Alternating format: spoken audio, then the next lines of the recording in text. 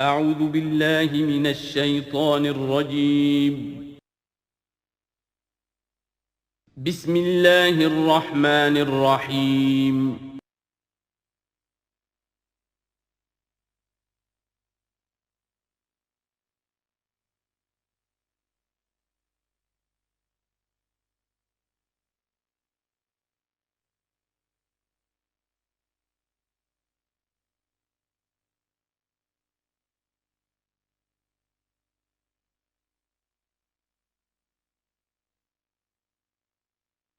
ما ننسخ من آیة أو ننسها نأت بخير منها أو مثلها ألم تعلم أن الله على كل شيء قدير ألم تعلم أن الله له ملك السماوات والأرض وما لكم من دون الله من ولي ولا نصير صدق الله العظيم۔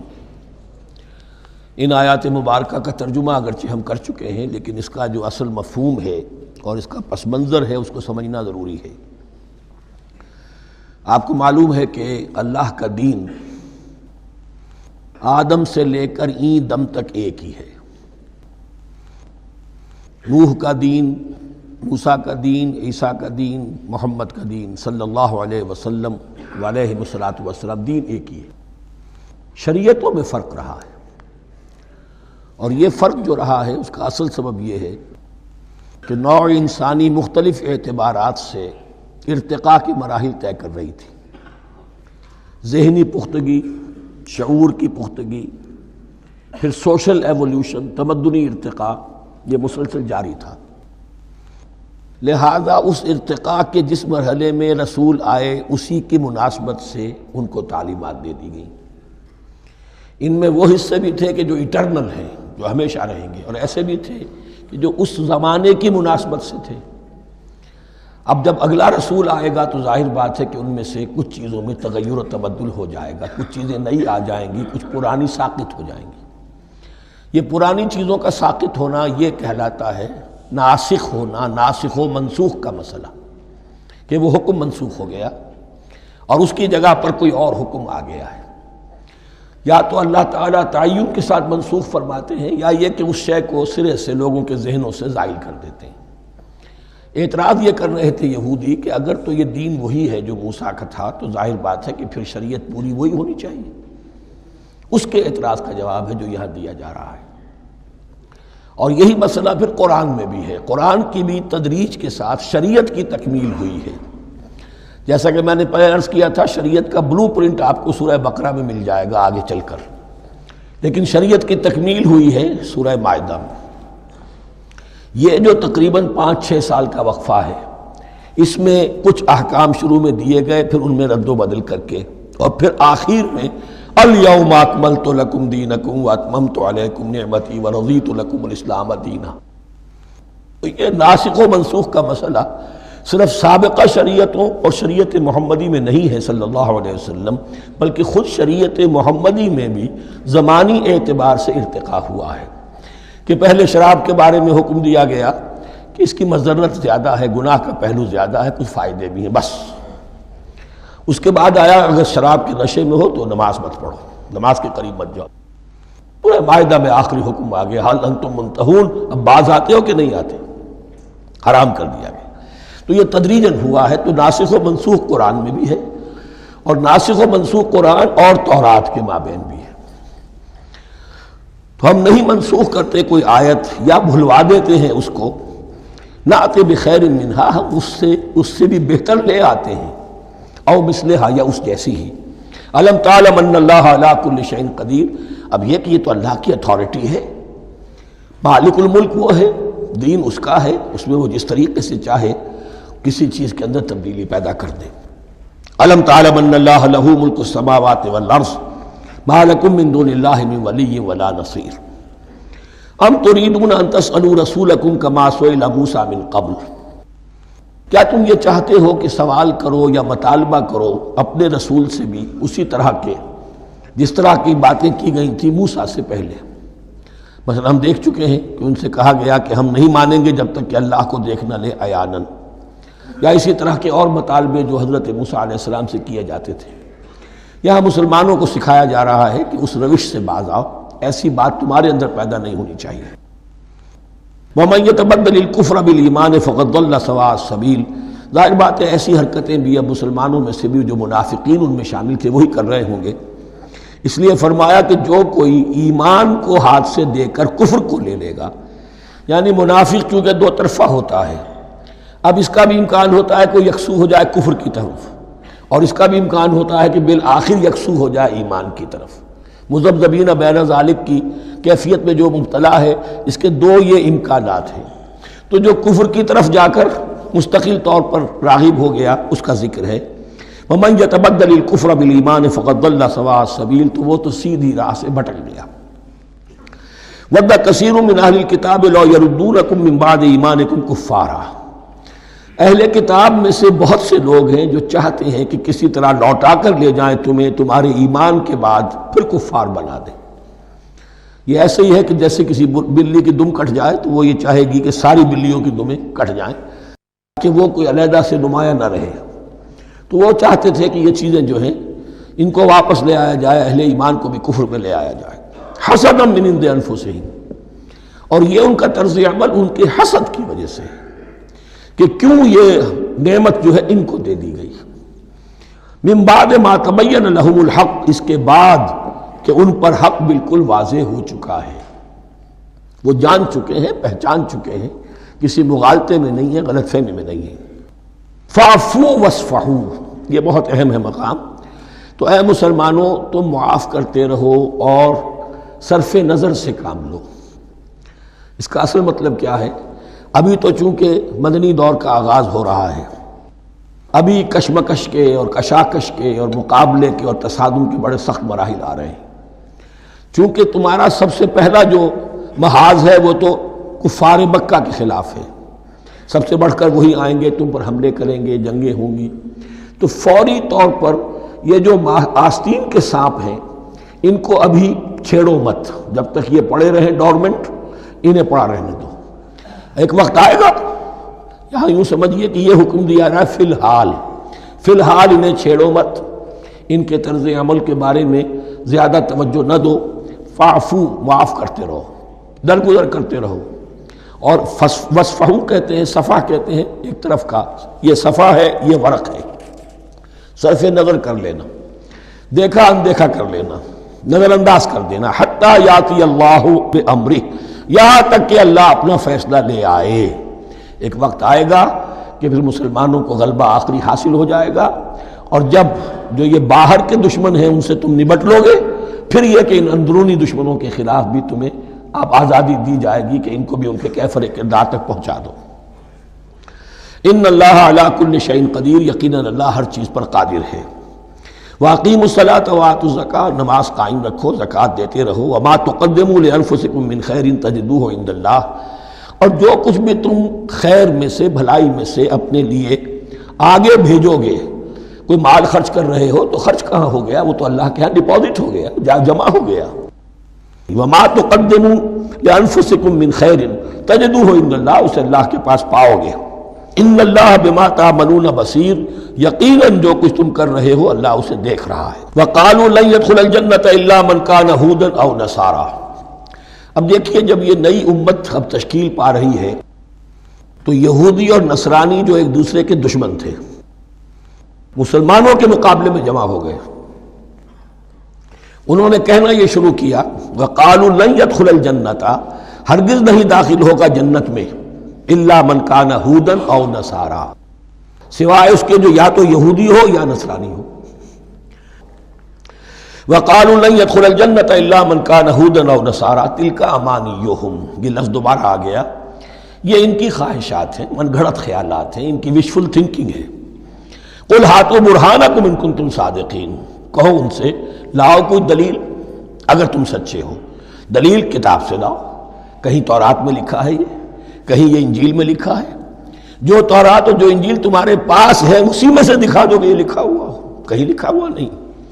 اب یہاں پر وہ یونیورسل ٹروتھ آ رہا ہے، بلا من اسلم وجہہ للہ وہو محسن، کیوں نہیں، ہر وہ شخص کے جو اپنا چہرہ اللہ کے سامنے جھکا دے اور وہ محسن ہو، اس کا رویہ صدق پر، سچائی پر، حسن کردار پر مبنی ہو، سر کا جھکانا منافقانہ نہ ہو، جزوی نہ ہو کہ کچھ مانا کچھ نہیں مانا۔ بلا من اسلم وجہہ للہ وہو محسن فلہ اجرہ عند ربہ، تو اس کے لیے اس کا اجر محفوظ ہے اس کے رب کے پاس۔ فلا خوف علیہم ولا هم یحزنون، نہ ان پر کوئی خوف ہوگا اور نہ ہی وہ حزن سے دوچار ہوں گے۔ یہ دوسری آیت ہے کہ جس سے کچھ لوگوں نے استدلال کیا ہے کہ ایمان بالرسالت ضروری نہیں ہے۔ اب دیکھیے اس کا جواب وہی ہوگا، نمبر ایک تو یہ، ہر جگہ پر ساری چیزیں بیان نہیں کی جایا کرتی، کوئی چیز کہیں بیان کی گئی، کوئی کہیں بیان کی گئی ہے۔ کتاب کو لینا ہے تو پوری کو پوری ایک کتاب کی حیثیت سے۔ دوسرا یہ کہ یہ سارا سلسلہ کرام جو ہے، جو دو بریکٹس کے مابین آ رہا ہے، اس میں پہلے سے ہے وَآمِنُوا بِمَا أَنزَلْتُ مُصَدِّقًا لِمَا مَعَكُمْ وَلَا تَكُونُوا أَوَّلَ كَافِرٍ بِهِ، تو وہ تو ضرب کھا رہی ہے اس پورے کے پورے مضامین کے سلسلے سے جو ان دو بریکٹوں کے درمیان آ رہا ہے۔ اب دیکھیے ایک طرف تو ان کا کہنا یہ تھا کہ جنت میں داخل نہیں ہوگا مگر وہی جو یہودی ہو یا نصرانی ہو۔ اب عمل کیا ہے؟ وَقَالَتِ الْيَهُودُ لَيْسَتِ النَّصَارَىٰ عَلَىٰ شَيْءٍ، یہودی کہتے ہیں نصارہ کی کوئی حیثیت نہیں، کوئی بنیاد نہیں، کوئی جڑ نہیں۔ وَقَالَتِ النَّصَارَىٰ لَيْسَتِ الْيَهُودُ عَلَىٰ شَيْءٍ، اور نصارہ کہتے ہیں کہ یہود کی کوئی بنیاد نہیں، بے بنیاد لوگ ہیں، کوئی حقیقت ان کی حقانیت ہے ہی نہیں۔ وَهُمْ يَتْلُونَ الْكِتَابَ، اور مزہ یہ ہے کہ دونوں ایک کتاب پڑھ رہے ہیں۔ اولڈ ٹیسٹمنٹ تو مشترک ہے یہودیوں میں اور عیسائیوں میں، یہ بہت اہم نکتہ ہے۔ اور جدید عیسائیت میں جو ایک بہت بڑی طاقت ابھر رہی ہے امریکہ میں، وہ ہے کہ جو یہ عیسائیت کو جیوڈائز کر رہی ہے، کیونکہ رومن کیتھولک مذہب جو تھا اس نے تو چونکہ گویا کہ سارا رشتہ توڑ لیا تھا بائبل سے، سارا اختیار پوپ کے ہاتھ میں آ گیا تھا، لیکن پروٹیسٹنٹس نے پھر بائبل کو قبول کیا۔ اب اس کی منطقی انتہا یہ کہ اولڈ ٹیسٹمنٹ کے اوپر بھی اب ان کی توجہ ہو رہی ہے کہ آخر یہ بھی تو ہم مانتے ہیں کہ ہماری کتاب ہے، اور اس میں جو کچھ لکھا ہے اس کو نظر انداز کیسے کر سکتے ہیں۔ ہم نے جو ایک سیمینار کیا تھا امریکہ میں، جس میں ایک یہودی عالم بھی آئے تھے، ایک عیسائی بھی آئے تھے، اور مسلمانوں کی طرف سے بھی ہمارے ایک ساتھی نے بات کی تھی، تو وہاں ایک یہودی عالم نے کہا کہ اس وقت اسرائیل کو سب سے بڑی سپورٹ جو مل رہی ہے وہ ان عیسائیوں سے مل رہی ہے امریکہ میں سے، کہ جو اس وقت ایونجلسٹ کہلاتے ہیں وہاں پر، اور جو ایک بڑا فرقہ بن کر ابھر رہے ہیں۔ بہرحال یہ ان کا طرز عمل ہے۔ وَهُمْ يَتْلُونَ الْكِتَابَ، اور وہ دونوں کے دونوں کتاب کے پڑھنے والے ہیں۔ كَذَلِكَ قَالَ الَّذِينَ لَا يَعْلَمُونَ مِثْلَ قَوْلِهِمْ، اسی طرح کہا تھا ان لوگوں نے کہ جو کچھ بھی نہیں جانتے انہی کی سی بات کہی تھی، یعنی یہ اشارہ ہے مشرکین مکہ کی طرف۔ فَاللَّهُ يَحْكُمُ بَيْنَهُمْ يَوْمَ الْقِيَامَةِ فِيمَا كَانُوا فِيهِ يَخْتَلِفُونَ، تو اللہ تعالیٰ فیصلہ کر دے گا ان کے مابین قیامت کے دن ان تمام باتوں کا جن میں کہ یہ اختلاف کر رہے تھے۔ وَمَنْ أَظْلَمُ مِمَّنْ مَنَعَ مَسَاجِدَ اللَّهِ أَنْ يُذْكَرَ فِيهَا اسْمُهُ وَسَعَىٰ فِي خَرَابِهَا۔ اب دیکھیے یہاں جو بخلیہ یہ آیات آ رہی ہیں، اگرچہ خطاب تو ہے وہ بریکٹس کے مابین، خطاب میں بنی اسرائیل، لیکن اب یہاں کچھ ریفرنسز اہل مکہ کی طرف شروع ہو گئے ہیں، اور اس کے بعد سے حضرت ابراہیم کا تذکرہ آئے گا، پھر تحویل قبلہ کا ذکر آئے گا۔ تحویل قبلہ میں ظاہر بات ہے کہ وہ قبلہ جو ہے وہ مشرکین مکہ کے قبضے میں تھا اس وقت، اس حوالے سے ریلیونٹ کچھ مضامین جو ہیں اس کی تمہید باندھی جا رہی ہے۔ یہ ساری تمہید ہے جو آگے آنے والا مضمون ہے تحویل قبلہ، جو علامت تھی اس بات کی کہ اب وہ سابقہ امت مسلمہ معزول کر دی گئی اور نئی امت محمد صلی اللہ علیہ وسلم اس مقام پر نصب کر دی گئی، انسٹال کر دی گئی۔ اس کے حوالے سے جو مسئلے اٹھیں گے، اسی لیے قال الذین لا یعلمون مثل قولہم، میں نے عرض کیا کہ یہ مشرکین مکہ کی طرف اشارہ ہے۔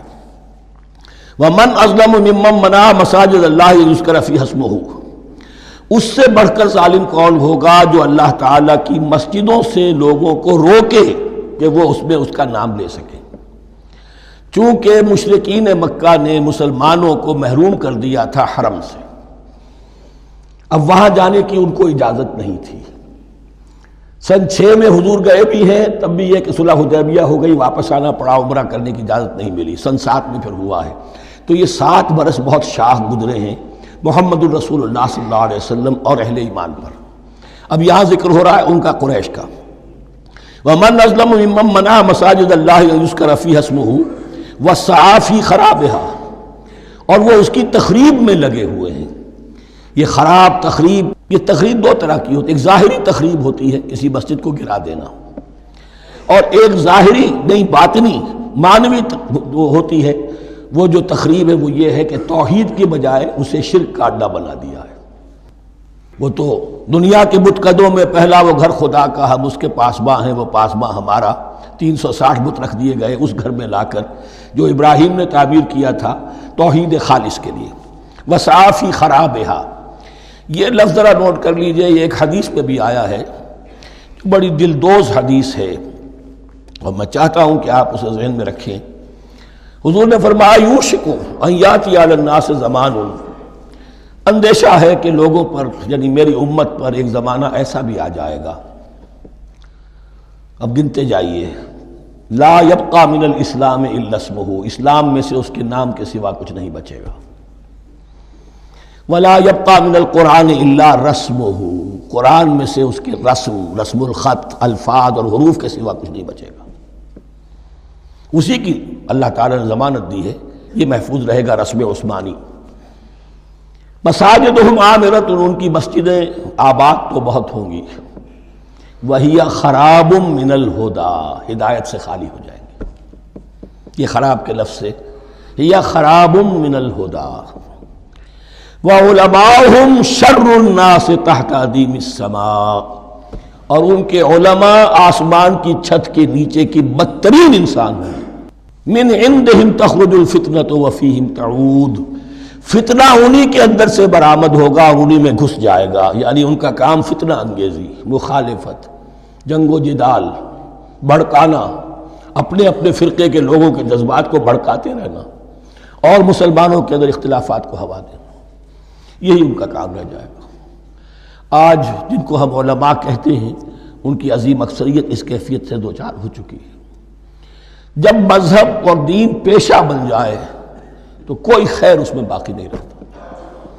یہ دین اور مذہب پیشہ نہیں تھا، اسلام میں کوئی پیشوائیت نہیں، اسلام میں کوئی پاپائیت نہیں، اسلام میں کوئی برہمنزم نہیں، اسلام تو ایک کھلا، ہر شخص کتاب اللہ پڑھے، ہر شخص عربی سیکھے، ہر شخص کو امامت کے قابل ہونا چاہیے، ہر شخص اپنی بچی کا نکاح خود پڑھائے، ہر شخص اپنے والد کا جنازہ خود پڑھے۔ یہ جو ہم نے پیشہ بنا دیا ہے اور پھر انہیں پیسے دیتے، ظاہر بات ہے کہ پھر اس پیشے کے اندر تو پیشے میں عیب نہیں، رکھیے نہ فرہاد کو نام، پھر تو پیشہ میں تو جو کچھ پیشہ ورانہ چشمکیں ہوتی ہیں اور جو خباثتیں ہوتی ہیں وہ آتی ہیں۔ لیکن ساتھ ہی یہ بات واضح رہے کہ علماء حق سے دنیا خالی نہیں ہوگی، علماء حق بھی ہیں، لیکن کسی کے ماتھے پر لکھا ہوا نہیں ہوتا کہ یہ علماء حقانی میں سے اور یہ علماء سو میں سے ہے۔ باقی یہ صحیح بات ہے کہ اکثریت ادھر جا چکی ہے، ورنہ امت کا بیڑا غرق نہ ہوتا، سیدھی سیدھی بات، یہ بیڑا غرق ہوا ہے تو آخر کوئی سبب ہے۔ اولئک ما کان لہم ان یدخلوها الا خائفین، ایسے لوگوں کو تو سوائے اس کے ان کا کوئی مقام نہیں ہے کہ انہیں داخل ہونے کی بھی اجازت نہیں ہونی چاہیے اس میں، یعنی اللہ کی مسجدوں میں، مگر خوف زدہ ہو کر، ڈر کر۔ لہم فی الدنیا خزی، کے لیے دنیا میں بھی رسوائی اور ذلت ہے، لہم فی الآخرۃ عذاب عظیم، اور آخرت میں ان کے لیے عذاب عظیم ہے۔ وللہ المشرق والمغرب، اب دیکھیے تمہید ہو رہی ہے تحویل قبلہ کے لیے۔ اب ظاہر بات ہے کہ بڑی حساس جو ہے وہ ایک کیفیت تھی یہ، تو یروشلم کے ساتھ جن کو دلچسپی تھی اور ان کے دلوں میں اس کی عقیدت تھی، مکہ مکرمہ اور بیت اللہ کے ساتھ جن کو دلچسپی تھی اور ان کے دلوں میں اس کی عقیدت تھی، تو اس حوالے سے یہ قبلہ بدلنا، اور 2 دفعہ بدلا ہے قبلہ۔ پہلے آ کے مدینے میں حضور نے یروشلم کی طرف 16 مہینے نماز پڑھی اور پھر تحویل قبلہ ہوا، تو اب اس میں کئی امتحان ہو گئے، وہ آگے آ جائے گا، لیکن اس کی تمہید باندھی جا رہی ہے۔ للہ المشرق والمغرب، مشرق اور مغرب سب اللہ کے ہیں، یعنی اگر ہم رخ کرتے ہیں مغرب کی طرف تو اس کے معنی یہ نہیں ہے کہ اللہ مغرب میں ہے، معاذ اللہ، اللہ تو جہت سے، مقام سے، ماورا وراء الورا۔ یہ تو یہ ہے کہ ایک یکسانیت پیدا کرنے کے لیے، اجتماعی رنگ دینے کے لیے ایک چیز کو قبلہ بنا دیا، علامت ہے۔ غالب نے ٹھیک کہا ہے، قبلے کو اہل نظر قبلہ نما کہتے ہیں۔ قبلہ جو ہے وہ مسجود تو نہیں ہے پرے سرحد ادراک سے اپنا مسجود، قبلے کو اہل نظر قبلہ نما کہتے ہیں۔ للہ المشرق والمغرب فینما تولوا فثم وجہ اللہ، جدھر بھی تم رخ کرو گے وہ اللہ ہی کا رخ ہے۔ ان اللہ واسع علیم، یقیناً اللہ بہت وسعت والا ہے، بہت وسعت والا ہے، وہ کسی سمت میں محدود نہیں ہے، اور علیم ہے، ہر شے کا جاننے والا ہے۔ دیکھیے یہاں یہ آیت کہہ کے اور چھوڑ دیا مسئلہ، اگلے مسئلے پر آ گئے۔ آگے آپ کو پتہ چلے گا کہ یہ در حقیقت ایک تمہید باندھی جا رہی ہے تحویل قبلہ کے لیے۔ وقالوا اتخذ اللہ ولدا سبحانہ، اور ان میں وہ بھی ہیں، اب ظاہر بات ہے یہاں پھر اشارہ ہو رہا ہے وہ اہل مکہ کی طرف، جنہوں نے یہ کہا ہے کہ اللہ نے اولاد اپنے لیے اختیار کی، یعنی وہ کہتے تھے کہ یہ جو فرشتے ہیں یہ اللہ کی بیٹیاں ہیں، نصارہ کہتے تھے کہ حضرت مسیح اللہ کے بیٹے ہیں، اور یہودیوں کا بھی ایک گروہ ایسا تھا جو حضرت عزیر کو اللہ کا بیٹا کہتا تھا۔ بل لہ ما فی السماوات والارض، نہیں، آسمانوں اور زمین میں جو کچھ ہے اسی کی ملکیت ہے، سب مخلوق ہیں، مملوک ہیں، خالق اور مالک صرف وہ ہے۔ کل لہ قانتون، اور سب کے سب اس کے فرما بردار ہیں، بڑے سے بڑا رسول، بڑے سے بڑا ولی، بڑے سے بڑا فرشتہ، بڑے سے بڑے اجرام سماویہ، سب کل لہ قانتون۔ بدیع السماوات والارض، وہ آسمان اور زمین کو پیدا کرنے والا ہے بغیر کسی شے کے۔ یہ ابداع اور خلق ان میں فرق ہے۔ ابداع، بلکہ شاہ ولی اللہ دہلوی نے حجت اللہ البالغہ کا جو پہلا چیپٹر ہے اس کو یہی 3 عنوان دیے ہیں۔ اللہ تعالیٰ کے افعال بنیادی طور پر 3 ہیں، ابداع، خلق، تدبیر۔ ابداع ہے جسے انگریزی میں کہتے ہیں کریشن ایکس نہیلو، عدم محض سے کچھ بنا دیا، کچھ نہیں تھا اور بنا دیا، کن فیکون، یہ ابداع ہے۔ خلق ہے اب ایک چیز سے دوسری چیز بنانا، گارے سے انسان بنایا، یہ تخلیق ہے، آگ سے جن بنایا، یہ تخلیق ہے، نور سے فرشتے بنائے، یہ تخلیق ہے۔ تو ابداع بدیع وہ ہے کہ جس نے نئی چیز، اسی لیے بدعت ہمارے ہاں کہلاتی ہے وہ شے جو دین میں نہیں تھی اور خواہ لا کے شامل کر دی گئی، جس کی کوئی جڑ بنیاد دین میں نہیں ہے، وہ بدعت ہے۔ اس سے یہ لفظ بدیع السماوات والارض، وَإِذَا قَضَىٰ أَمْرًا فَإِنَّمَا يَقُولُ لَهُ كُن فَيَكُونُ، اس کی شان تو یہ ہے کہ جب وہ کسی معاملے کا فیصلہ کر لیتا ہے تو بس کہتا ہے کہ ہو جا، اور وہ ہو جاتی ہے۔ وَقَالَ الَّذِينَ لَا يَعْلَمُونَ لَوْلَا يُكَلِّمُنَا اللَّهُ وَتَأْتِينَا آیَةٌ، اور کہا ان لوگوں نے جو علم نہیں رکھتے، یہاں پھر وہی مشرکین مکہ کی طرف روح سخن ہے، کیوں نہیں بات کرتا ہم سے اللہ، اور کیوں نہیں کوئی لے آتا ہمارے پاس کوئی نشانی۔ یہ میں عرض کر چکا ہوں، یہ مضمون جو ہے کہ ان کا مطالبہ تھا بہت شدت کے ساتھ کہ کوئی معجزے ویسے ہی دکھاؤ جیسے تم کہتے ہو کہ عیسیٰ نے دکھائے تھے، موسیٰ نے دکھائے تھے، تو ہمارے یہ مطالبے پورے کر دو، ہم مان لیں گے۔ یہ ذکر آئے گا سورہ انعام میں اور پھر سورہ بنی اسرائیل میں۔ کذالک قال الذین من قبلہم مثل قولہم، اسی طرح کی باتیں جو لوگ ان سے پہلے آئے تھے وہ بھی کہتے رہے۔ تشابہت قلوبہم، ان کے دل ایک دوسرے سے مشابہ ہو گئے ہیں۔ قد بینا الآیات لقوم یوقنون، اور ہم نے تو اپنی آیات کو واضح کر دیا ہے ان لوگوں کے لیے جو یقین کرنا چاہیں۔ انا ارسلناک بالحق بشیرا ونذیرا، اے نبی ہم نے آپ کو بھیجا ہے حق کے ساتھ بشیر اور نذیر بنا کر۔ بنیادی حیثیت آپ کی یہ ہے کہ آپ اہل حق کو بشارت دیں، فراح و ریحان و جنت نعیم، فسلام لک من اصحاب الیمین، یہ بشارت دیجئے۔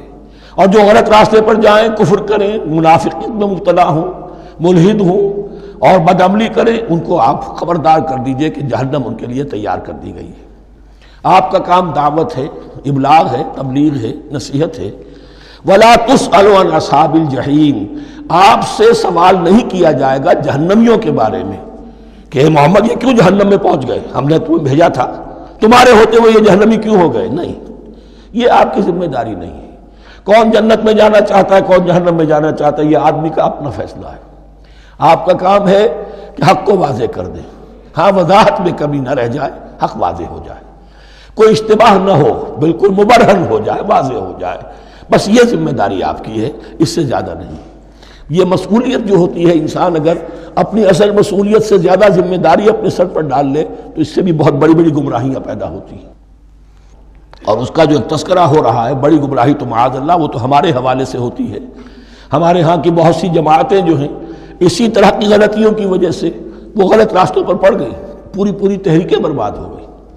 لیکن یہاں بھی حضور کا معاملہ کیا ہو رہا تھا کہ حضور چاہتے تھے کہ کسی طرح یہ علماء یہود ایمان لے آئیں۔ بہرحال حضور کے دل میں رغبت، آخر مکے میں آپ تھے تو دعائیں مانگتے تھے، اے اللہ عمرو ابن ہشام اور عمر ابن خطاب میں سے کسی ایک کو تو میری جھولی میں ڈال دے۔ تو اسی طرح کی دعا آپ نے کی ہوگی۔ فرمایا وَلَن تَرْضَىٰ عَنْكَ الْيَهُودُ وَلَا النَّصَارَىٰ حَتَّىٰ تَتَّبِعَ مِلَّتَهُمْ۔ اے نبی کسی مغالطے میں نہ رہیے، ہرگز راضی نہیں ہوں گے آپ سے نہ یہ یہودی اور نہ نصرانی، جب تک کہ آپ پیروی نہ کریں ان کی ملت کی۔ لہذا امید منقطع کر لیجیے، اس لیے کہ زیادہ امید ہو تو مایوسی ہو جاتی ہے۔ اقبال نے بہت خوب کہا ہے بندہ مومن کے بارے میں، جس کی امیدیں قلیل، جس کے مقاصد جلیل۔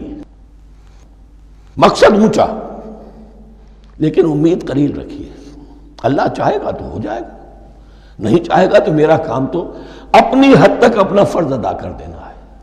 اس سے زیادہ کی جو ہے خواہش اپنے دل میں پالیں گے، کسی اجلت پسندی میں گرفتار ہو جائیں گے، کہیں دائیں بائیں ہک اور کرک کے ذریعے سے کہیں پہنچنے کی کوشش کریں گے اور اپنے آپ کو بھی برباد کر لیں گے۔ لن ترضى عنك اليهود ولا النصارى حتى تتبع ملتهم قل ان هدى الله هو الهدى، کہہ دیجئے دیکھو ہدایت تو ہے اللہ کی ہدایت۔ وَلَئِنِ اتَّبَعْتَ أَهْوَاءَهُمْ، اور نبی آپ بھی کان کھول کر سن لیں، اگر آپ نے ان کی خواہشات کی پیروی کی، یہاں ہم جوڑ دیں گے الفاظ بالفرض بفرض محال، اگر آپ نے ان کی خواہشات کی پیروی کی کہ کچھ چلو لے دو کر معاملہ کر لو، کچھ ان کی بات مانو، کچھ اپنی بات منوا لو۔ یہ مکے میں بھی قریش کی طرف سے بھی آیا تھا کہ کچھ اپنی بات منوا لیجئے، کچھ ہماری مانی، کمپرومائز کیجئے۔ اب ظاہر بات ہے کہ یہاں اب یہود کے ساتھ یہی معاملہ ہے۔ وَلَئِنِ اتَّبَعْتَ أَهْوَاءَهُمْ بَعْدَ الَّذِي جَاءَكَ مِنَ الْعِلْمِ مَا لَكَ مِنَ اللَّهِ مِنْ وَلِيٍّ وَلَا نَصِيرٍ، اور اگر بفرض محال آپ نے پیروی کی ان کی خواہشات کی، اس کے بعد کہ آپ کے پاس علم آ چکا، تو نہیں ہوگا کوئی بھی اللہ کے مقابلے میں آپ کے لیے کوئی مددگار یا حمایتی۔ معاذ اللہ معاذ اللہ، حق کی تلوار بڑی ننگی ہے، اور یہاں اللہ کا عدل یہ فرد سے فرد تک بدلتا نہیں ہے، نہ امت سے امت کی طرف بدلے گا، قوم اور کسی اور قوم سے ایک معاملہ، کسی دوسری قوم سے کوئی اور معاملہ نہیں۔ اللہ کے اصول ہیں، اللہ کے قوانین ہیں، اس کی فطرت ہے، فطرت اللہ التی فطر الناس علیہا، پھر یہ کہ اس کی سنت ہے، لن تجد لسنت اللہ تحویلا ولن تجد لسنت اللہ تبدیلا۔ الذین آتیناہم الکتاب یتلونہ حق تلاوتہ، وہ لوگ کہ جنہیں ہم کتاب دیتے ہیں وہ اس کی تلاوت کرتے ہیں جیسا کہ اس کی تلاوت کا حق ہے۔ اس پر میں نے اپنے کتابچے میں بحث کی ہے، تلاوت کا اصل حق کیا ہے۔ مسلمانوں پر قرآن مجید کے حقوق نامی کتابچہ، اب یہاں پہ تفصیل سے بیان کرنے کا وقت نہیں ہے، لیکن ایک بات جان لیجئے کہ تلاوت کا لفظ جو قرآن کے لیے قرآن نے اختیار کیا، یہ بڑا ذو معنیین ہے۔ تلا یتلو ہم اسے بھی کہتے ہیں پڑھنا، اور تلا یتلو کسی کے پیچھے پیچھے چلنے کو کہتے ہیں۔ والشمس وضحاها والقمر اذا تلاها، سورج کے بعد پیچھے آتا ہے چاند۔ تو یتلو کے معنی کیا ہے؟ when you are reading the book you are following the text۔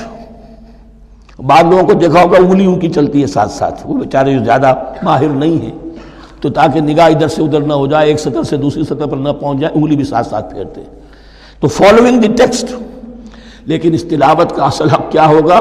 جب آپ اس کتاب کو فالو کریں، اسے اپنا امام بنائیں، اس کے پیچھے چلیں، اس کا اتباع کریں، اس کی پیروی کریں، جس کی کہ دعا ہم کرتے ہیں وَاجْعَلْهُ لَنَا إِمَامًا وَنُورًا وَهُدًى وَرَحْمَةً، تو اللہ تو بنائے گا ہمارا امام اس کو اسی وقت جب کہ ہم فیصلہ کر لیں کہ ہم اس کتاب کے پیچھے چلیں گے۔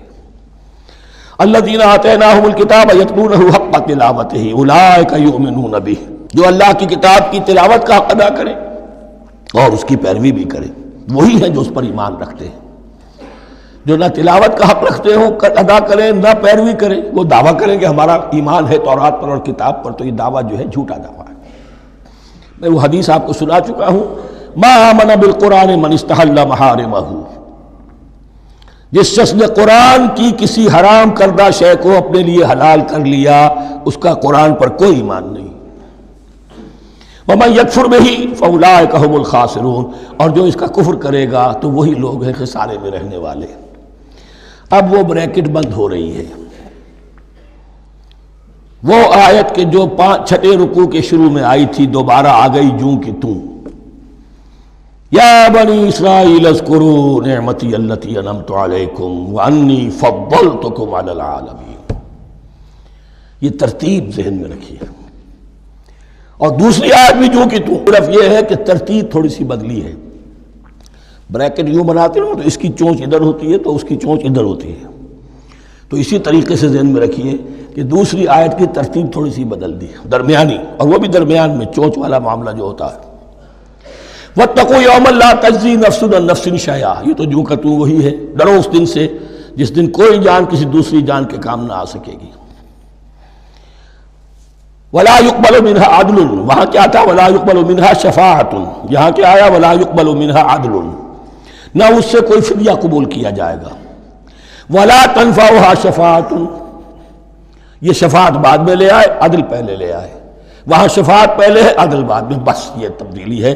وَلَا هُمْ يُنصَرُونَ، اور یہ پھر جو کا تو وہی جو پہلی آیت میں تھا، جو چھٹے رکوع کی دوسری آیت ختم ہوئی، نہیں انہیں کوئی مدد مل سکے گی۔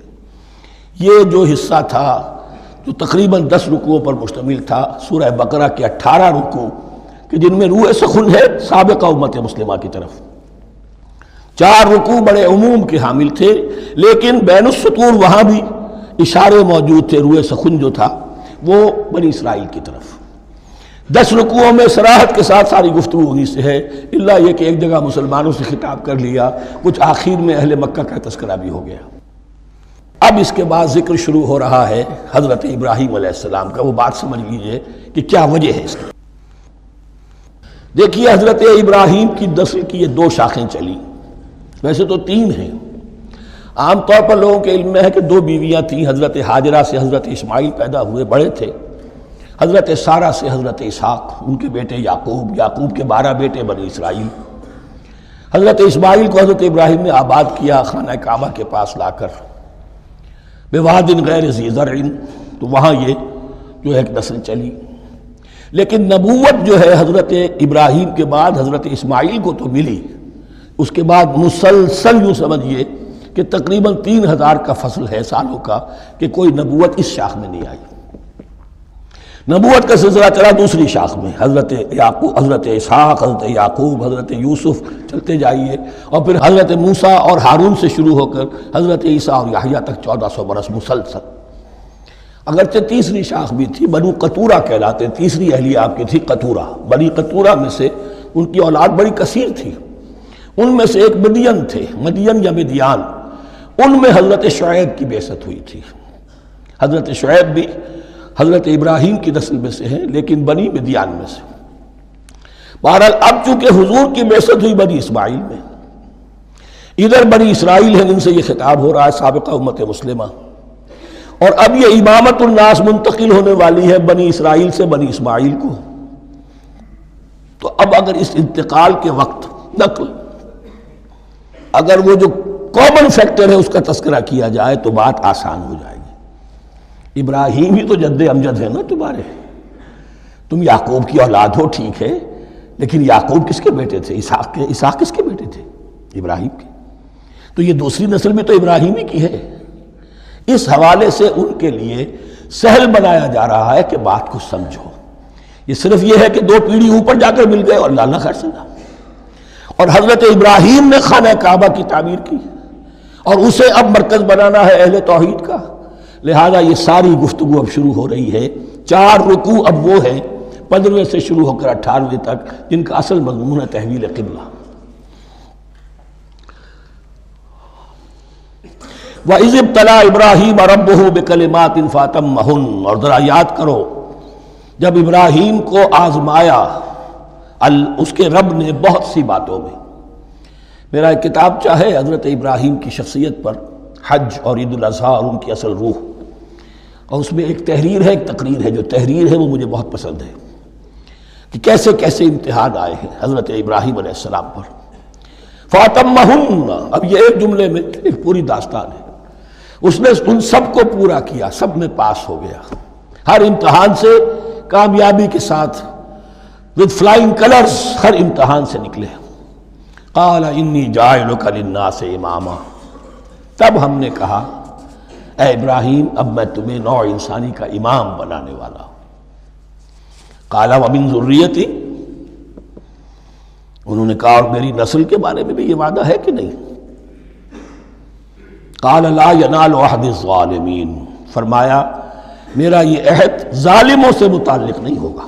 مطلب کیا ہوا کہ تمہاری نسل میں سے جو صاحب ایمان ہوں گے، نیک ہوں گے، سیدھے راستے پر چلیں گے، ان سے ہمارا وعدہ ہے، لیکن نسلیت کی بنیاد پر نہیں ہے کہ جو بھی تمہاری نسل میں سے لازماً وہ اس وعدے کا مصداق بن جائے.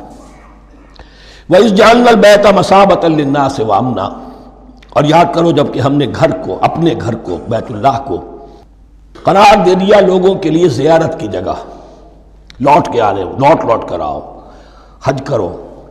مثابۃ للناس وامنا، اور اسے امن کا گھر قرار دے دیا. واتخذوا من مقام ابراہیم مصلی، اور ہم نے حکم دیا کہ مقام ابراہیم کو اپنی جائے نماز بنا لو، نماز پڑھنے کی جگہ بنا لو. آج کل تو بعض علماء نے یہ کہا ہے کہ مقام ابراہیم سے مراد کوئی خاص پتھر نہیں ہے، بلکہ اصل میں وہ تو پوری جگہ جو تھی وہ مقام ابراہیم، حضرت ابراہیم وہاں آباد ہوئے تھے. لیکن صحیح بات وہی ہے جو ہمارے سلف سے چلی آ رہی ہے، روایات پختہ ہیں اس کے بارے میں کہ جس طریقے سے حجر اسود جنت سے آیا ہے، ایسے ہی یہ بھی ایک پتھر تھا کہ جو جنت سے لایا گیا حضرت ابراہیم کے لیے جب وہ تعمیر کر رہے تھے. کوئی اور ذرائع تو ابھی تھے ہی نہیں، اس کے اوپر وہ کھڑے ہوتے تھے اور یہ پتھر ہی اونچا ہوتا جاتا تھا خود. اب جیسے جیسے تعمیر اوپر جا رہی ہے تو اس کے لیے یہ پتھر اونچا ہوتا تھا. وہ پتھر ہے جو مقام ابراہیم اب بھی محفوظ ہے، اور وہاں پر پھر طواف کر کے کعبے کا مکمل، پھر اس کے آس پاس جو ہے 2 رکعت جو ہے وہ ادا کی جاتی ہے نماز. وَعَهِدْنَا إِلَىٰ إِبْرَاهِيمَ وَإِسْمَاعِيلَ أَن طَهِّرَا بَيْتِيَ لِلطَّائِفِينَ وَالْعَاكِفِينَ وَالرُّكَّعِ السُّجُودِ، اور ہم نے عہد لے لیا تھا ابراہیم اور اسماعیل سے کہ تم دونوں ہمارے اس گھر کو، بیتیا میرے اس گھر کو پاک رکھو. اب یہ تطہیر بھی دونوں طرح کی ہوگی، ظاہری صفائی بھی ہو، گند نہ ہو، تاکہ زائر آئیں تو ان کے دلوں میں جو کدورت پیدا نہ ہو، کوفت نہ ہو، کھلی فضا ہو، صاف رکھو. اور تطہیر باطنی، وہاں توحید کا چرچا ہو، کوئی اور کفر اور شرک جو ہے وہ نہ آنے پائے. ان طہرا بیتی للطائفین والعاکفین، طواف کرنے والوں کے لیے، اعتکاف کرنے والوں کے لیے، والرکع السجود، اور رکوع اور سجود کرنے والوں کے لیے. وَإِذْ قَالَ إِبْرَاهِيمُ رَبِّ اجْعَلْ هَٰذَا بَلَدًا آمِنًا وَارْزُقْ أَهْلَهُ مِنَ الثَّمَرَاتِ مَنْ آمَنَ مِنْهُمْ بِاللَّهِ وَالْيَوْمِ الْآخِرِ. اور یاد کرو جب کہ ابراہیم نے کہا تھا اے میرے پروردگار اس گھر کو امن کی جگہ بنا دے، اور اس کے رہنے والوں، اس کے ہاں آباد ہونے والوں کو یعنی بنی اسماعیل کے لیے ان کو رزق عطا فرما، میووں کا اور پھلوں کا. من آمن منہم باللہ والیوم الآخر. اب یہاں حضرت ابراہیم خود رک گئے کہ میں اپنی ساری اولاد کے لیے یہ دعا نہ کروں، اس لیے کہ وہاں روک دیا گیا تھا لا ینال عہد الظالمین. تو جو بھی ان میں سے ایمان اور عمل صالح والے ہوں اور یوم آخر پر ایمان رکھتے ہوں، اجعل هذا البلد آمنا وارزق اهله من الثمرات من آمن منهم بالله واليوم الآخر.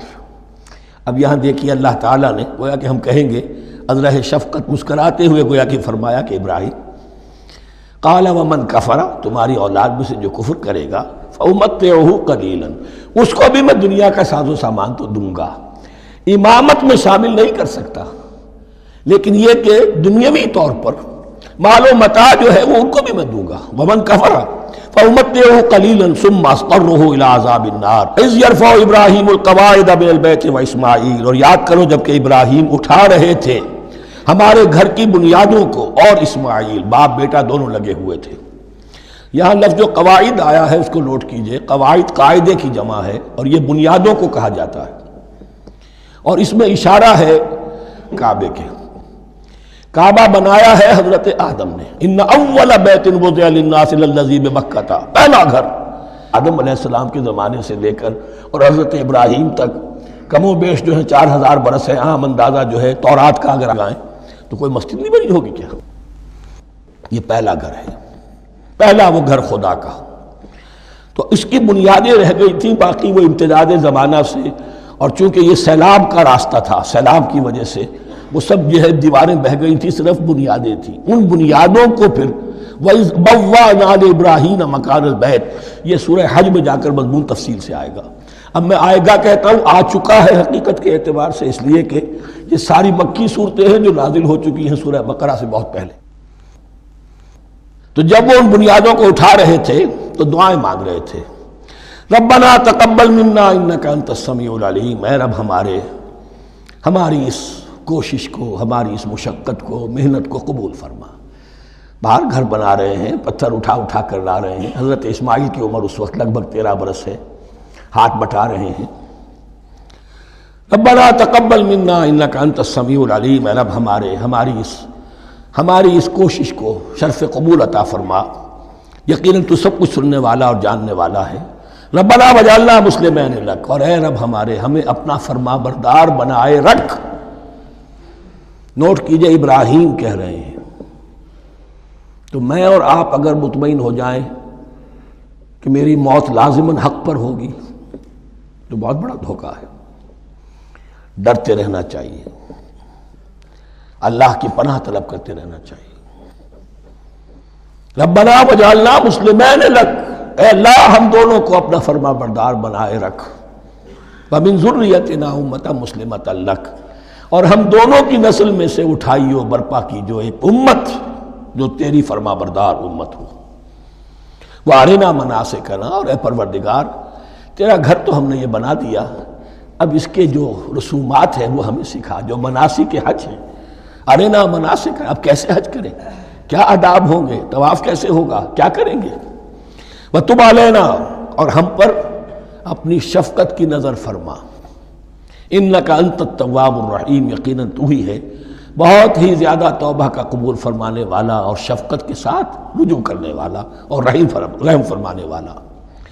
ربنا وبعث فیہم رسولا منہم، اور اے ہمارے پروردگار ہماری اس نسل میں، اب چونکہ ہماری نسل مراد ہے بنی اسماعیل، بنی اسرائیل اسماعیل کی نسل میں سے تو نہیں ہے نا، یہاں دونوں کی نسل سے مراد ہے تو وہ بنی اسماعیل، ہماری اس نسل میں اٹھائی ہو ایک رسول انہی میں سے، باہر کا نہ ہو، کوئی مغایرت کا اجنبیت کا پردہ حائل نہ ہو، وہ کیا کرے، یتلو علیہم آیاتک، تیری آیات ان کو پڑھ کر سنائے، وَيُعَلِّمُهُمُ الْكِتَابَ وَالْحِکْمَةَ، اور صرف سنائے نہیں، تعلیم دے انہیں کتاب اور حکمت کی۔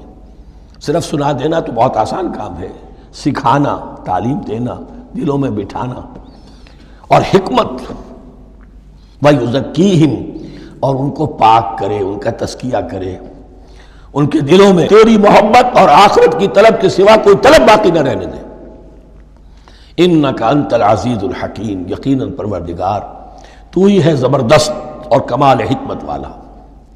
وَمَن يَرْغَبُ عَن مِّلَّةِ إِبْرَاهِيمَ إِلَّا مَن سَفِهَ نَفْسَهُ، اور ایسا شخص کون سا ہوگا جو ابراہیم کے طریقے سے منہ موڑے۔ یہ رغبت کا نظر بھی زبان میں دونوں طرف جاتا ہے، رغبہ الی، کسی شے کی طرف رغبت ہونا، محبت ہونا، میلان ہونا، اور رغبہ عن، کسی شے سے متنفر ہونا، کسی شے سے ابا کرنا، اس کو چھوڑ دینا۔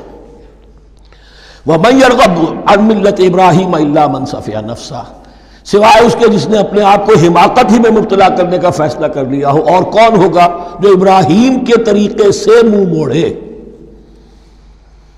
وَلَقَدِ اصْطَفَيْنَاهُ فِي الدُّنْيَا، اور ہم نے تو اسے دنیا میں بھی پسند کر لیا تھا، چن لیا تھا۔ وَإِنَّهُ فِي الْآخِرَةِ لَمِنَ الصَّالِحِينَ، اور یقیناً آخرت میں بھی وہ ہمارے صالح بندوں میں سے ہوں گے۔ اِذْ قَالَ لَهُ رَبُّهُ أَسْلِمْ قَالَ أَسْلَمْتُ لِرَبِّ الْعَالَمِينَ، جب کہا اس سے اس کے پروردگار نے کہ مانو میرا حکم، اس نے کہا پروردگار قبول ہے تیرا حکم، یہاں تک کہ ذبح کرو بیٹے کو، حاضر۔ یہ آخری امتحان تھا، آخری 100 برس کی عمر میں، 87 برس کی عمر میں دعائیں مانگ مانگ کر بیٹا لیا تھا اسماعیل۔ حضرت سارہ کے ہاں کوئی اولاد نہیں ہوئی تھی، اب وہ 13 برس کا تھا، بازو بن گیا تھا، اور اس وقت ذبح کرنے کا حکم آیا۔ جب بھی کہا ہم نے مانو ہمارا حکم، قال اسلمت لرب العالمین، اللہ تعالی ہمیں بھی توفیق دے کہ اس کی پیروی کریں۔ ووصى بها ابراہیم بنیہ ویعقوب، اور اسی کی وصیت کی تھی ابراہیم نے بھی اپنے بیٹوں کو اور یعقوب نے بھی۔ یا بنیہ، وہ کیا تھی نصیحت؟ اے میرے بیٹو، ان اللہ اصطفیٰ لکم الدین، دیکھو اللہ نے تمہارے لیے دین کو پسند فرما لیا ہے۔ کون سا دین؟ فلا تموتن الا وانتم مسلمون، اور دیکھنا موت نہ آنے پائے مگر فرما برداری کی حالت میں۔ یہی بات آئے گی سورہ آل عمران میں مسلمانوں سے خطاب کر کے، یا ایھا الذین آمنوا اتقوا اللہ حق تقاتہ ولا تموتن الا وانتم مسلمون، اور ان الدین عند اللہ الاسلام ومن یبتغ غیر الاسلام دینا فلن یقبل منہ۔ ام کنتم شہداء اذ حضر یعقوب الموت، کیا تم اس وقت موجود تھے جب یعقوب کی موت کا وقت آیا؟ جب آدم کی یعقوب پر موت، یہ لفظی ترجمہ ہوگا، اذ حضر یعقوب الموت اذ قال لبنیہ ما تعبدون من بعدی، حضرت یعقوب نے اپنے سارے بیٹوں کو جمع کیا، 12 کے 12، اور مصر میں پہنچ چکے تھے یہ حضرت یوسف علیہ السلام کے ذریعے سے، جو سورہ یوسف میں ساری کہانی آئے گی، وہاں انتقال ہوا۔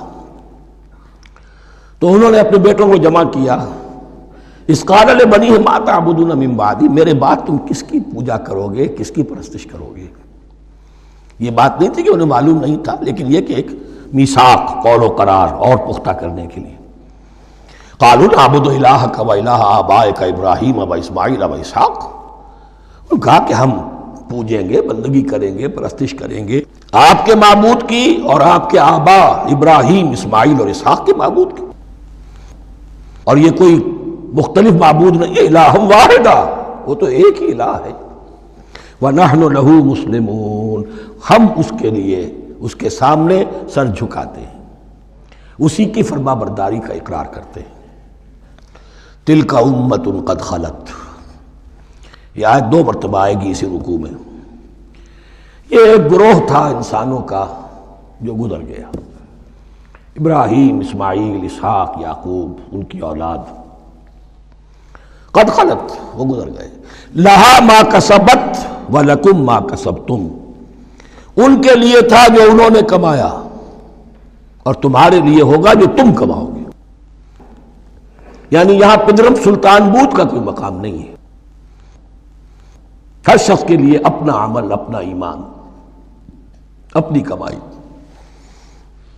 وَلَا تُسْأَلُونَ عَمَّا كَانُوا يَعْمَلُونَ، تم سے یہ نہیں پوچھا جائے گا کہ وہ کیا کرتے تھے، تم سے پوچھا جائے گا تم کیا کر کے لائے ہو۔ تو راچے ہے، پدرم سلطان بود تو راچے ہے، تم کیا ہو بھائی، تو اپنی بات کرو، باپ تمہارا سلطان تھا، ہوگا۔ وَقَالُوا كُونُوا هُودًا أَوْ نَصَارَىٰ تَهْتَدُوا، لیکن اس پس منظر میں اب ان کی خباثت کو نمایاں کیا جا رہا ہے کہ یہ تو تھی وصیت ابراہیم کی اور یعقوب کی، اور اس وقت کے یہود و نصارہ کا کیا رویہ ہے؟ قَالُوا كُونُوا هُودًا أَوْ نَصَارَىٰ تَهْتَدُوا، وہی متحدہ محاذ حضور کے خلاف۔ یا تو یہودی، انہوں نے کہا کہ یا یہودی ہو جاؤ یا نصرانی تو ہدایت پر ہو جاؤ گے۔ قُلْ بَلْ مِلَّةَ إِبْرَاهِيمَ حَنِيفًا، کہہ دیجئے نہیں، بل نتبع، ہم تو نتبع یہاں پر محذوف مانیے، بل نتبع ملت ابراہیم حنیفہ، نہیں، ہم تو پیروی کریں گے ابراہیم کے طریقے کی، بالکل یکسو ہو کر۔ وما کان من المشرکین، اور وہ مشرکوں میں سے نہیں تھے۔ قولوا آمنا باللہ، اب یہاں مسلمانوں کو حکم دیا جا رہا ہے، دیکھو تم ان کے جو کچھ وہ کہتے ہیں اس کے جواب میں تم یہ کہو، قولوا کہو آمنا باللہ، ہم ایمان رکھتے ہیں اللہ پر، وما انزل الینا، اور جو کچھ نازل کیا گیا ہماری جانب، وما انزل الی ابراہیم و اسماعیل و اسحاق و یعقوب، اور جو کچھ نازل کیا گیا ابراہیم اور اسماعیل اور اسحاق اور یعقوب کی طرف، والاسباط، اور ان کی اولاد کی طرف، وما اوتی موسیٰ و عیسیٰ، اور جو کچھ دیا گیا موسیٰ کو اور عیسیٰ کو، وما اوتی النبیون من ربہم، اور جو کچھ دیا گیا تمام نبیوں کو ان کے رب کی طرف سے، لا نفرق بین احد منہم، ہم ان میں سے کسی کے مابین تفریق نہیں کرتے، ہم سب کو مانتے ہیں۔ دیکھیے ایک ہے تفضیل، کسی کو ایک کو زیادہ افضل سمجھنا دوسرے سے، یہ اور بات ہے۔ وہ تو سورہ آل عمران میں آئے گا تلک الرسل فضلنا بعضهم علی بعض. تفریق یہ کہ ایک کو مانے ایک کو نہ مانے. ان رسولوں میں سے ایک کا انکار سب کا انکار ہے. لا نفرق بین احد منهم ونحن له مسلمون، اور ہم نے تو اسی کی فرما برداری کا قلادہ اپنی گردن میں ڈال دیا ہے. فَإِنْ آمَنُوا بِمِثْلِ مَا آمَنْتُمْ، پھر اے مسلمانوں اگر یہ بھی ایمان لائیں یہود اور نصارہ بالکل اسی طرح جیسے تم ایمان لائے ہو، نو کمپرومائز، ٹھیک ٹھیک وہی دین اختیار کریں، وہی راستہ جو کہ محمد کے ذریعے سے تمہیں دیا گیا صلی اللہ علیہ وسلم. فَإِنْ آمَنُوا بِمِثْلِ مَا آمَنْتُمْ بِهِ فَقَدْ اهْتَدَوْا، تب وہ ہدایت پر ہوں گے. وَإِنْ تَوَلَّوْا، اور اگر وہ پیٹھ موڑ لیں، فَإِنَّمَا هُمْ فِي شِقَاقٍ، تو اس کے معنی یہ ہیں کہ وہ زدم زدہ میں اور دشمنی کے اندر وہ مبتلا ہو چکے ہیں. فَسَيَكْفِيكَهُمُ اللَّهُ، تو اے نبی آپ کے لیے ان کے مقابلے میں اللہ کافی رہے گا، آپ فکر نہ کریں. آپ کسی کمپرومائز کی دعوت کی طرف توجہ ہی نہ دیں. کچھ دو کا معاملہ سوچیں بھی نہ، ان کی مخالفتوں سے آپ مرعوب نہ ہوں، ان کی دھمکیوں کا کوئی اثر نہ دیں. فَسَيَكْفِيكَهُمُ اللَّهُ، اللہ کافی رہے گا آپ کے لیے ان سب کے مقابلے میں. وَهُوَ السَّمِيعُ الْعَلِيمُ، اور یقیناً وہ سب کچھ سننے والا اور جاننے والا ہے. ایسا نہیں ہے کہ اسے معلوم نہ ہو کہ آپ اس وقت کن حالات میں ہیں، کیسی مشکلات میں ہیں، کس طرح کی نازک صورتحال دن بدن جو ہے شکل بدل رہی ہے، لیکن آپ قائم رہیں. یہ ہے جگہ جہاں پر خون پڑا ہوا ہے، اس نسخے میں جو حضرت عثمان تلاوت فرما رہے تھے، اور اس وقت باغیوں نے انہیں شہید کیا ہے. ان کی زوجہ محترمہ نائلہ، انہوں نے بچانا چاہا ہے تو ان کی انگلیاں کٹ گئیں، اور خون جو ہے وہ فَسَيَكْفِيكَهُمُ اللَّهُ، ان الفاظ پر وہ خون پڑا ہے، وہ دبا اب بھی موجود ہے. وَهُوَ السَّمِيعُ الْعَلِيمُ، اور وہ سب کچھ سننے والا اور جاننے والا ہے. صبغۃ اللہ، کیا معنی یہاں پر بھی ایک آپ کو محذوف ماننا ہوگا. اخترنا صبغۃ اللہ، ہم نے تو اختیار کر لیا ہے اللہ کے رنگ کو. وَمَنْ أَحْسَنُ مِنَ اللَّهِ صِبْغَةً وَنَحْنُ لَهُ عَابِدُونَ، اور اللہ سے بہتر رنگ کس کا ہوگا، اور ہم تو بس اسی کی بندگی، اسی کی پرستش کرنے والے ہیں.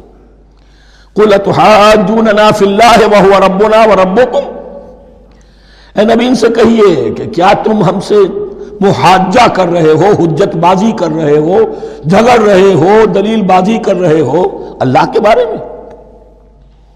وَهُوَ رَبُّنَا وَرَبُّكُمْ، وہ تو ہمارا رب بھی ہے تمہارا رب بھی ہے. رب تو ایک ہے، رب بھی ایک، اس کا دین بھی ایک. ہاں شریعتوں میں فرق ہوا ہے. قُلْ أَتُحَاجُّونَنَا فِي اللَّهِ وَهُوَ رَبُّنَا وَرَبُّكُمْ وَلَنَا أَعْمَالُنَا وَلَكُمْ أَعْمَالُكُمْ، رب تو ہمارا بھی وہ تمہارا بھی وہ، البتہ ہمارے لیے ہوں گے ہمارے عمل، تمہارے لیے ہوں گے تمہارے عمل. وَنَحْنُ لَهُ مُخْلِصُونَ، اور ہم تو اس کے لیے اپنے آپ کو خالص کر لینے والے ہیں. یہ ذرا 3 الفاظ یہاں پہ نوٹ کر لیجئے، یہ میرے اور آپ کے لیے لمحہ فکریہ ہیں. نحن لہو مسلمون، 136ویں آیت اس پر ختم ہوئی. ہم اس کے سامنے سر تسلیم خم کرتے ہیں، ان میں سے تو ہم بھی شامل ہیں. نحن لہو عابدون، آیت نمبر 138، ہم اس کی بندگی کرنے والے ہیں، اسی کی بندگی کرنے والے ہیں.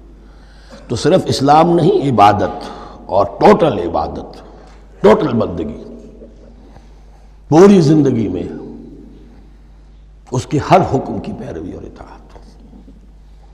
اس سے آگے بات آئی وَنَحْنُ لَهُ مُخْلِصُونَ. یہ عبادت اخلاص کے ساتھ نہیں ہے تو منافقت ہے.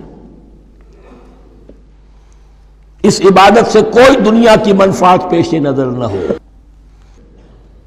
سوداگری نہیں، یہ عبادت خدا کی ہے. دنیا بنانا، دنیا کمانا، دین کو ذریعہ بنانا، اس سے بڑی اور اس سے گری ہوئی کوئی حرکت نہیں. اخلاص، حضور نے فرمایا من صلی یرائی فقط اشرکا ومن صام یرائی فقط اشرکا ومن تصدق یرائی فقط اشرکا. جس نے نماز پڑھی دکھاوے کے لیے اس نے شرک کیا، جس نے روزہ رکھا دکھاوے کے لیے اس نے شرک کیا، اور جس نے صدقہ خیرات دیا دکھاوے کے لیے اس نے شرک کیا. وَنَحْنُ لَهُ مُخْلِصُونَ نَحْنُ لَهُ مُسْلِمُونَ نَحْنُ لَهُ عَابِدُونَ نَحْنُ لَهُ مُخْلِصُونَ اللهم ربنا اجعلنا منهم اللهم ربنا اجعلنا منهم ام تقولون ان ابراہیم واسماعیل واسحاق ویعقوب والاسباط كانوا هودا او نصارا، کیا تمہارا کہنا یہ ہے کہ ابراہیم اور اسماعیل اور اسحاق اور یعقوب اور ان کی اولاد یہودی تھے یا نصرانی تھے؟ تم جو کہتے ہو کہ یا یہودی ہو جاؤ یا نصرانی تب ہدایت پاؤ گے، تو ابراہیم یہودی تھے یا نصرانی؟ اور اسحاق اور یعقوب اور یوسف اور موسیٰ اور عیسیٰ یہ کون تھے؟ یہی بات آج مسلمانوں کو سوچنی چاہیے۔ محمد الرسول اللہ اور ان کے اصحاب دیوبندی تھے یا بریلوی تھے یا اہل حدیث تھے یا شیعہ تھے یا سنی تھے؟ ان تقسیموں سے اوپر ہونے کی ضرورت ہے۔ اللہ کے ساتھ اخلاص کا تقاضا یہ ہے، ٹھیک ہے ایک فقہی مسلک کے اعتبار سے ایک شخص کسی مسلک کی پیروی کر رہا ہے، لیکن اپنے آپ کو اس سے آئیڈینٹیفائی کرانا اور اس مسلک کو مقدم رکھنا دین پر، اور اس مسلک ہی کے لیے محنت اور مشقت اور بھاگ دوڑ تبلیغ ہو رہی ہے اسی کی، یہ چیز بالکل اس اصل حقیقت کے خلاف ہے کہ جو اللہ کے دین نے ہمیں سکھائی۔ ام تقولون ان ابراہیم و اسماعیل و اسحاق و یعقوب والاسباط كانوا هودا او نصارا قل انتم اعلم ام اللہ، کہیے ان سے کہ تم زیادہ جانتے ہو یا اللہ زیادہ جانتا ہے۔ ومن اظلم ممن کتم شہادۃ عنده من اللہ، کان کھول کر سن لو، اس سے بڑھ کر ظالم کون ہوگا جس نے اللہ کی ایک گواہی جو اس کے پاس تھی اسے چھپا لیا۔ تمہارے پاس گواہیاں ہیں، علماء یہود جانتے تھے یہ اللہ کے رسول ہیں جن کے ہم منتظر تھے، اس گواہی کو چھپائے بیٹھے۔ ومن اظلم ممن کتم شہادۃ عنده من اللہ وما اللہ بغافل عما تعملون، اور اللہ ہرگز غافل نہیں ہے کہ اس سے جو تم کر رہے ہو۔ تلک امۃ قد خلت، یہ گروہ مقدس جماعت تھی یہ جس کے یہ گلے سرسبد تھے، یہ گزر گئے۔ لہا ما کسبت ولکم ما کسبتم، جو کمائی انہوں نے کی، جو عمل انہوں نے کمائے وہ ان کے لیے، تمہارے لیے نہیں۔ تمہارے لیے وہ ہوگا جو تم کماؤ گے۔ ولا تسألون عما كانوا يعملون، اور تم سے ان کے عمل کے بارے میں نہیں پوچھا جائے گا کہ انہوں نے کیا کیا، تم سے سوال یہ ہوگا کہ تم نے کیا کیا۔ بارک اللہ لی ولکم فی القرآن العظیم ونفعنی وإیاکم بالآیات والذکر الحکیم۔ بارک اللہ لی ولکم فی القرآن